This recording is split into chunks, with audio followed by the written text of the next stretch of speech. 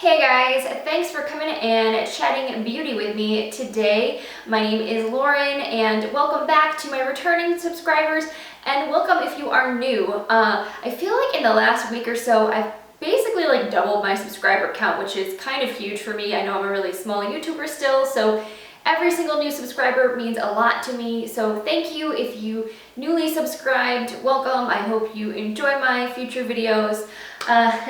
Today I'm taking things on a slightly less positive note product-wise because we're going to be talking about products that disappointed me. So I feel like every time I see a beauty blogger post one of these videos, they're always having to make a huge disclaimer before they start because people go off on them. People get really angry when you insult their favorite beauty products. It's like insulting their children, which is not entirely rational, but hey man, I understand the passion for beauty. I mean, let's be serious. So, long story short, all the products I'm sharing today are things that just did not work for me. I personally did not like them, but the reasons I didn't like them may be the reason that you love them. So, everyone's different. I have very oily skin. I am kind of like a light to medium complexion, and I am somewhat acne prone. So, I have my specific needs when it comes to skincare and makeup. My hair is flat as a freaking board, so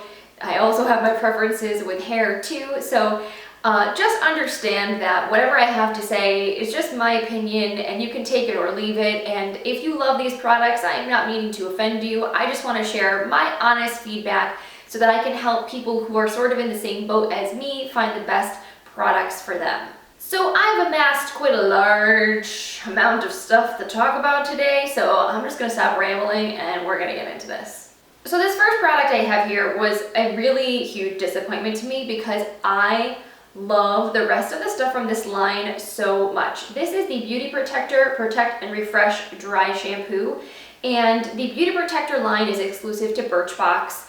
Their Protect and Detangle Spray was one of the very first products I ever sampled from Birchbox ever, and I love it. I bought the full size. I have not been without it since pretty much the first day that I tried it, and it's just a really great product. It smells incredible and it leaves your hair feeling so soft. So I was really excited when they brought out dry shampoo because I'm like a dry shampoo fanatic. My hair gets really greasy at the roots and it's very dark, so I feel like dry shampoo is the only way that I can basically go more than a day without washing my hair and my hair not looking gross. So I bought this, I was really excited to try it, and it was not cheap. It was over $20 and it just kind of sucks. I'm not gonna lie.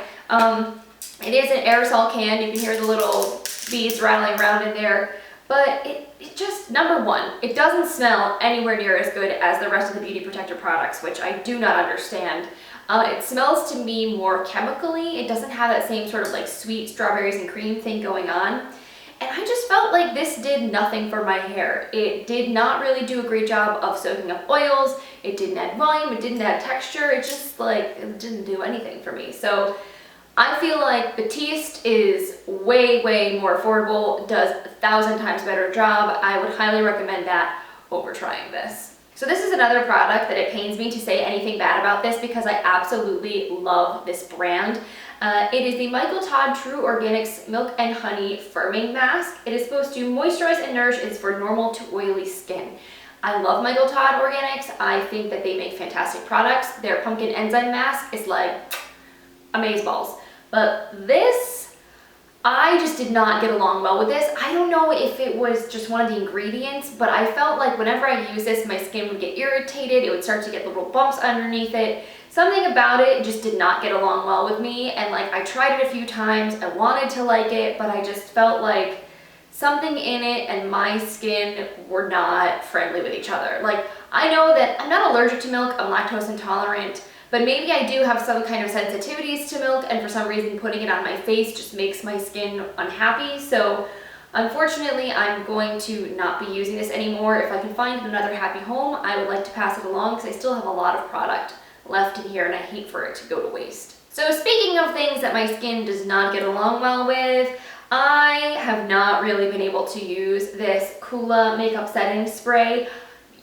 I can't even begin to describe to you how excited I was to get this when it first launched, because The idea of having SPF in a makeup setting spray was the most genius thing to me, because you figure once you put your makeup on, like, you know you're supposed to reapply your SPF throughout the day, but you don't want to like put sunscreen on top of your makeup, and then it's going to like ruin everything and get all like goopy and gunky, and like it's not a fun thing. So this to me was like the perfect happy medium that you could put on your makeup if it had SPF, and then touch up your SPF throughout the day with this spray. It's just like a little way to give yourself added protection.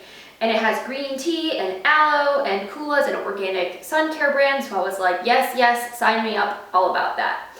But there's a couple things about this product that I realized I really don't like and made it so that it was kind of not the greatest for me to use.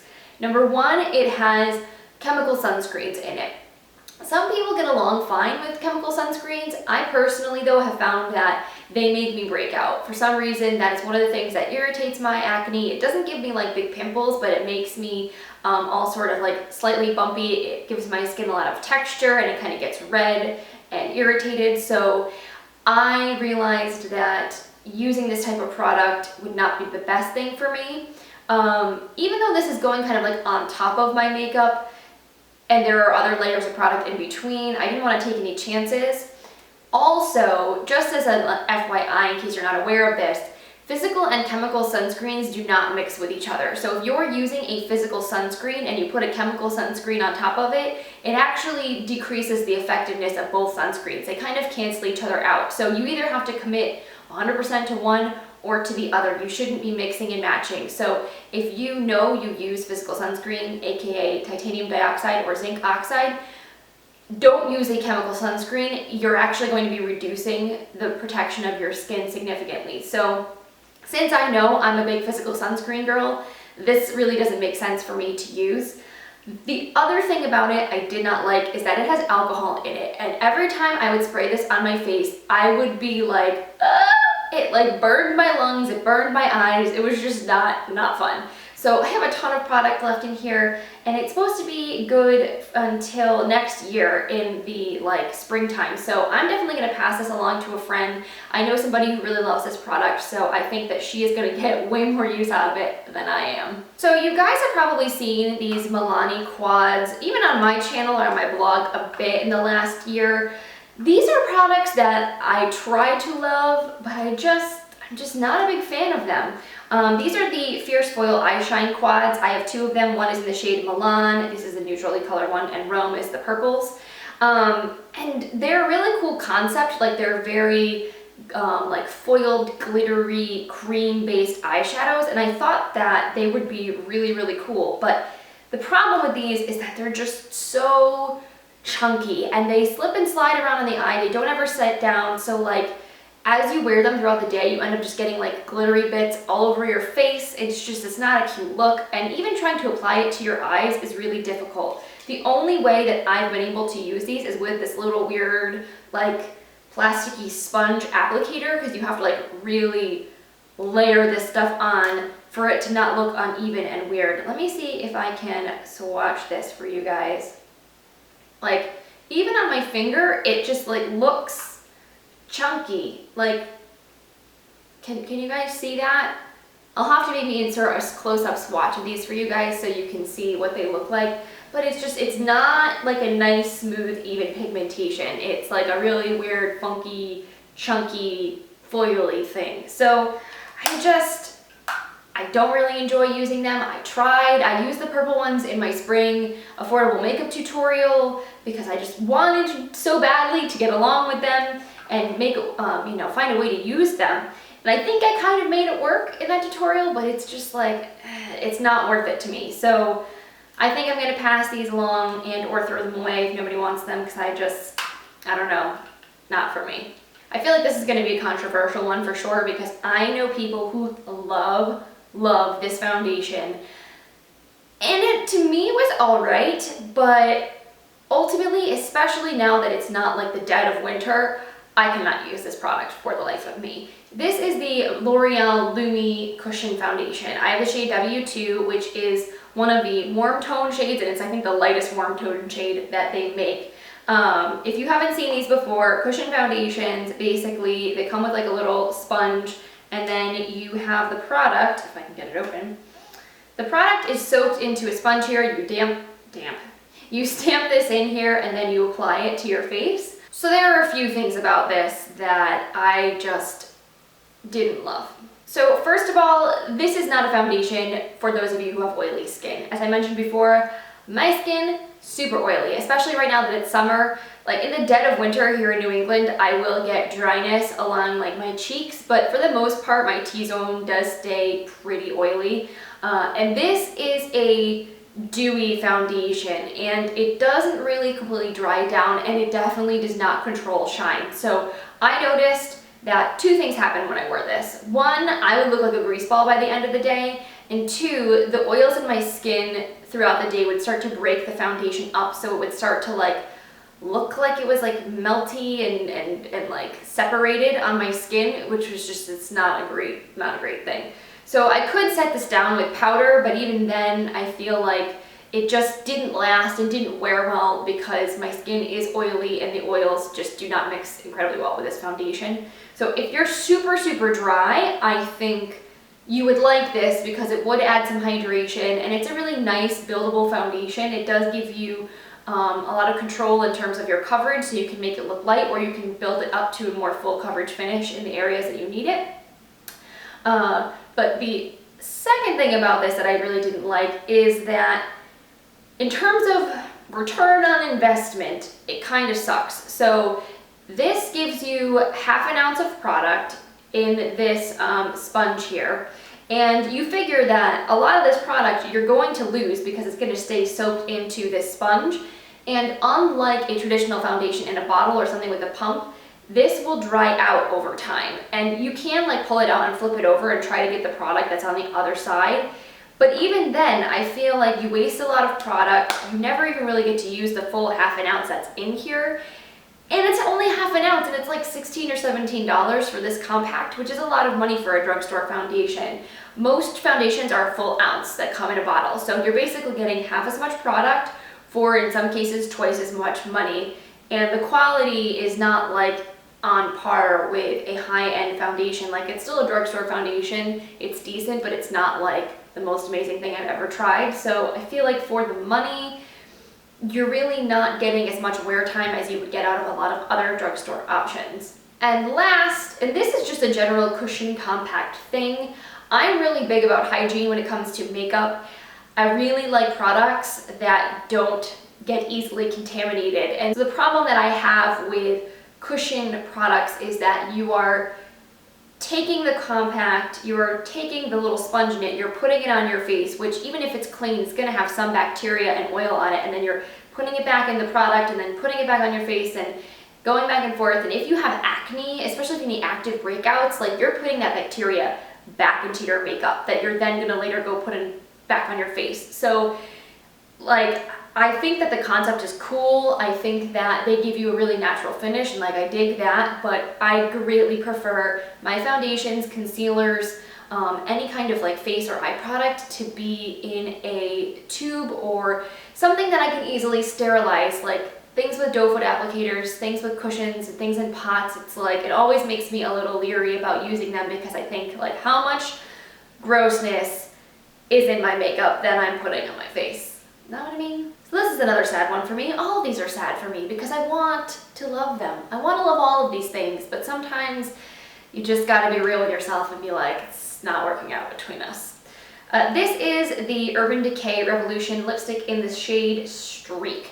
I picked this up not that long ago because Urban Decay completely revamped their entire lipstick collection. They now have the new Vice lipsticks, so they basically discontinued their entire Revolution lipstick line and replaced it with the Vice lipsticks, which truthfully, these lipsticks are actually pretty new. Like, these came out and launched while I was blogging, and I've only been blogging for 3 years, so they're not that old, and they just kind of like completely revamped everything. Maybe some of them they kept the formulas similar and just redid the packaging. I honestly don't know for sure, but I was able to get this at a discount, so I got it at half price. I think I got it like for $11 instead of $22. And I really love those like corally shades for spring and summer, so I was really excited to get this, and I will swatch it for you guys. And my problem with this lipstick is that the formula, it is really creamy and moisturizing, and I like that, and the shade is beautiful, but it goes onto my lips very uneven. The pigmentation is not like that nice, flawless, creamy consistency. Even if it was sheer, if it was even and I could build it, then I would be fine. But I feel like when I put it on, it just looks patchy on my lips, and no matter how hard I try, it just never looks great. And forget it, if you have any dryness or like any dry patches or like any chaps in your lips, like this will just cling to it, like cling wrap, cling to it. So I don't know, I'm glad that I didn't spend $22 on this lipstick, because I would have been extra disappointed. But still, like, I expect a lot from Urban Decay because I love their products. I think they make really high quality makeup. So I wanted this to be better than it was, and it just did not work out for me. So if you guys are not already aware, I'm sure you will become aware that I love me some highlight. I've been like all about the champagne pop life ever since I got one of the new champagne splits. So I've tried quite a few different highlighters, and I usually am pretty open-minded about the ones that I like. Some days I want to go more natural and subtle, some days I want to be like, ba-bam, see me from outer space. So I got this highlighter from Julep. This is what it looks like. It is their Glow Highlighting Powder, and it is in the shade Champagne. And I got this back when I was subscribed to Julep. So you could basically choose like any 3 products essentially that you wanted in your monthly box. So they could be worth your boxes like a lot more than you paid for them, which is about $20 a month. And I thought, oh great, I really like Julep's makeup. I think they make some great things. I love highlighter. This is a really pretty like golden champagne shade. Awesome. But I feel like this does nothing. Like it just really does not show up well on the skin. Like even swatched, it's very subtle. Let me see, I don't even have any room. I need makeup wipes. Let me put some over here. It's just, when you put it on the skin, you can't even really see it. I feel like it's almost like, what's the point? Like, I don't want to have to layer on my highlighter, like, cake it on my face in order to see it, you know? So, I mean, I understand maybe if you wanted a really, really subtle highlight, you might like this. It's a huge pan, you get a ton of product. But I just felt like for the money, I think that this costs close to $30, which is a lot, that you can get for the money a way better highlighter than this. And there are so many things I like better that I'm just kind of like, meh. So I'm going to be honest about this next product. I haven't even really been able to use it because I can't get past the smell. This is the Coty Airspun Loose Face Powder. I think I posted a haul video like a long time ago when I picked this up, because there was a Walmart near me that was closing, and they were basically like clearing house, and I was able to get a ton of makeup for like insane prices. Everything was like 70% off. Please get rid of it. So I was like, yes, let me get all of these things that I've been looking forward to trying. I had heard a lot about this. It's supposed to be a really amazing setting powder. It's supposed to make you look really airbrushed and beautiful. But oh man, does it stink. It smells like grandma perfume. Like, I'm just gonna barely open this and it's like, whew. Man, if you are sensitive to fragrances, like if you are somebody who gets a headache from fragrances, don't go near this, because you're gonna like want to cry just the second you open the container. And like, I'm not usually very sensitive to fragrance. Like, I don't usually mind if things smell. I don't normally get headaches from that or like am bothered by it, but something about this is just like too much. It's too much, I think, because you're putting powder all over your face. Like, it's one thing to have a scented lipstick that once it dries down, the scent goes away. But this is like, I'm putting it all over my face, and it's like you're breathing it in, and then it's sitting there all day and you just like can't stop smelling it, and I just am like, ugh. Maybe one of these days I will try to get over myself so I can actually see how this works as a product, but for now, no. Let's talk Dr. Brandt for a moment. I enjoy Dr. Brandt skincare. They're a high-end luxury skincare brand. Dr. Brandt is a dermatologist or a plastic surgeon. He's some kind of doctor, obviously. So his skincare is designed as almost like an alternative to plastic surgery. It's supposed to give you results that are comparable to like getting a facelift or getting a face peel or getting Botox, etc., etc. So I got these 2 samples from the Pores No More Pores No More. I could talk. The Pores No More collection. This is the Vacuum Cleaner Blackhead Extractor Mask, and this is the Pores No More Cleanser. And I did not get along with either of these products. They, I think, have a Pores No More primer in the line. It's like a makeup product slash skincare kind of a deal, and I liked that a lot. But I did not like these really at all.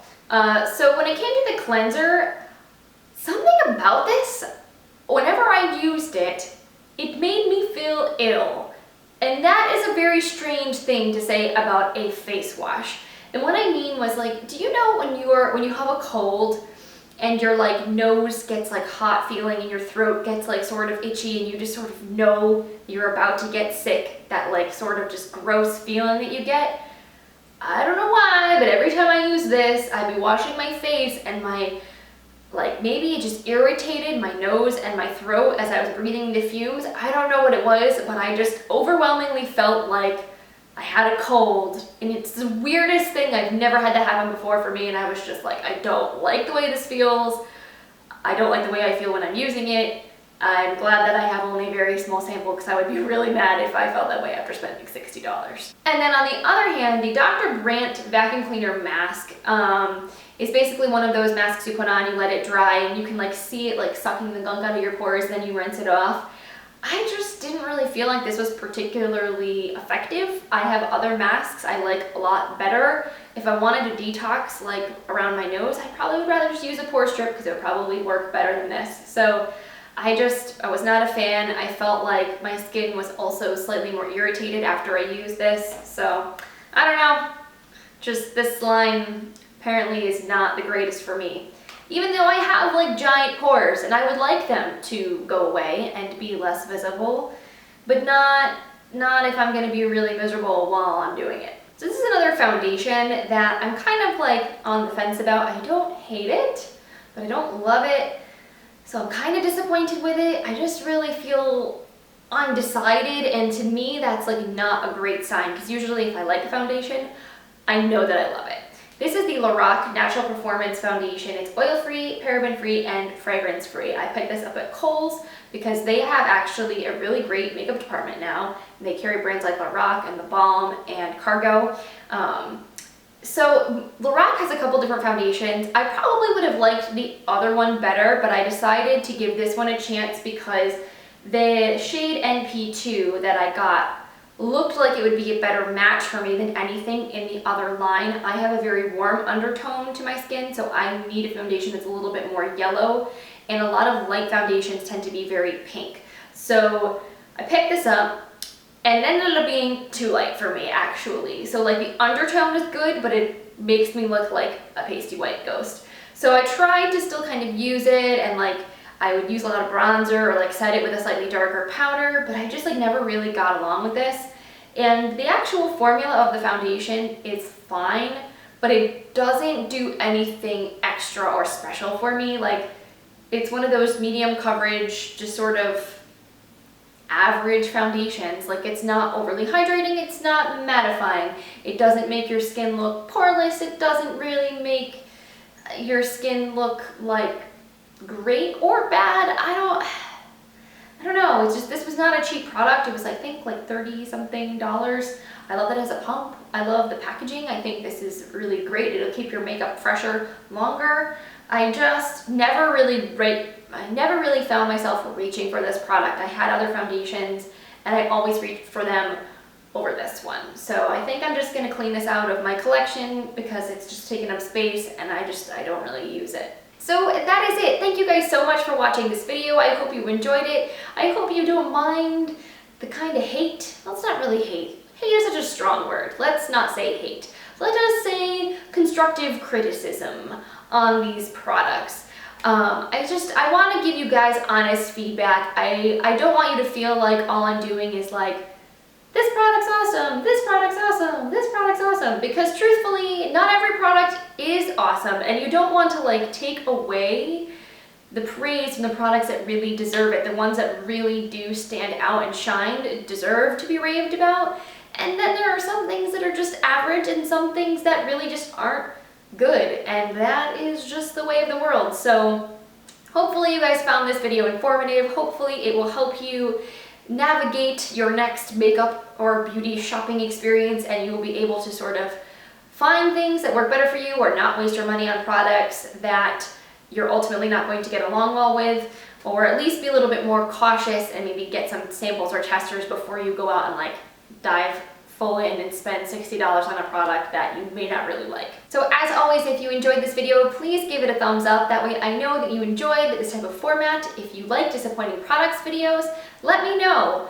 I think that they're really helpful. Hopefully you do too. And if you're new, please click that little subscribe button down below. I really appreciate your support, and I would hate for you to miss out on all of my awesome content and video things. I usually post about once a week. I would like to make that number go up. I'd like to be able to post like twice, but right now my life is insane, and that's probably not the most realistic thing for me, but it's a goal. We'll get there. So thank you guys again so much for watching. I hope you're having an awesome day, and I will see you in my next video. Bye. So today I am sharing with you guys my July favorites. July was a pretty good month for me. It went by really fast, which I feel like I say every month, so I'm sorry if I sound like a broken record. But my birthday was at the beginning of the month, so I definitely scored some nice beauty loot for myself and from some of my friends.